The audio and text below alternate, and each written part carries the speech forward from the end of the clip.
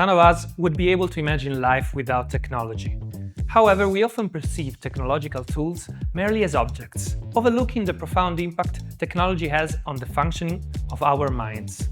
Reflecting on this aspect is crucial because the way we perceive technology can influence our ability to develop new skills, thereby supporting economic and social development in the new millennium. It is essential to identify the deep relationship between technology and the human being. Cognitive sciences, those disciplines that scientifically study learning processes and how humans exchange information from their environment, can help us in this exploration. According to the cognitive perspective, the technology we use are not simple objects, but true extensions of our cognition, enhancing our ability to interact, understand, and exchange information with the reality around us. Studies show that the brain indeed changes its structure in response to prolonged use of technological tools. Alongside these changes, its abilities improve and evolve.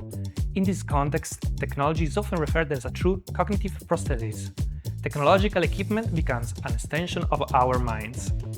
Humans design technologies, but those same technologies can influence and redesign the human mind.